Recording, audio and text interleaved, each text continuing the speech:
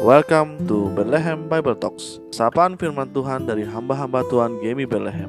Kiranya firman Tuhan hari ini dapat memberkati kita semua.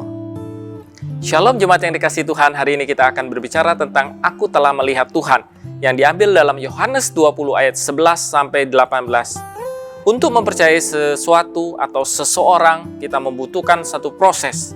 Dan beriman kepada Tuhan juga membutuhkan satu proses, bahkan terkadang proses yang panjang. Tetapi di dalam proses itu akan terlihat apakah kita akan bertumbuh atau tidak. Maria Magdalena adalah perempuan yang pernah mengalami kasih dan mukjizat Tuhan. Ia disembuhkan dari kuasa 7 roh jahat.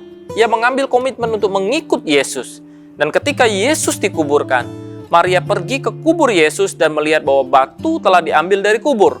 Reaksinya adalah pergi memberitahukan kepada Simon Petrus dan murid yang dikasihi Yesus sambil berkata, Tuhan telah diambil orang dari kuburnya dan kami tidak tahu di mana ia diletakkan.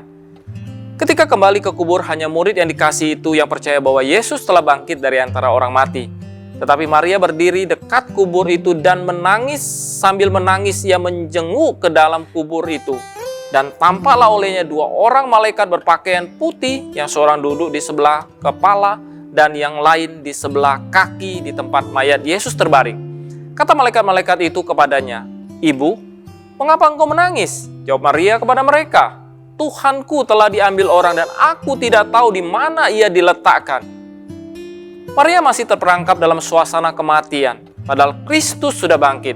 Maria masih berada di dunia kematian, sementara Kristus sudah mengalahkan kematian itu. Sukacita kebangkitan belum dirasakan, padahal kematian sudah dilulukan. Kita pun sering mengalami hal yang sama. Kita menjalani hidup dengan penuh duka, penderitaan, dan keputusasaan. Padahal kubur Yesus sudah kosong dan Dia adalah Tuhan yang hidup. Kesedihan itu bahkan membuat Maria Magdalena tidak mengenal Yesus. Ia menduga Yesus sebagai penunggu taman. Tetapi ketika Yesus memanggil namanya, ia memulai mengenal Yesus dan memanggilnya Rabuni, artinya guru.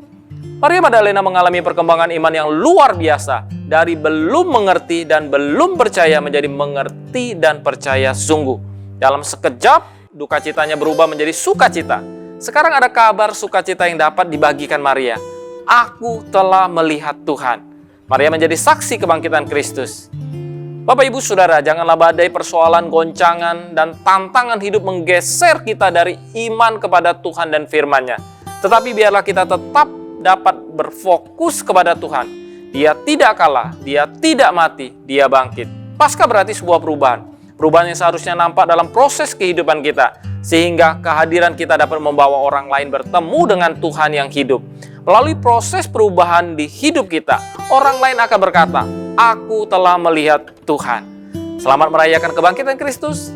Tuhan memberkati. Demikianlah Bible Talks hari ini.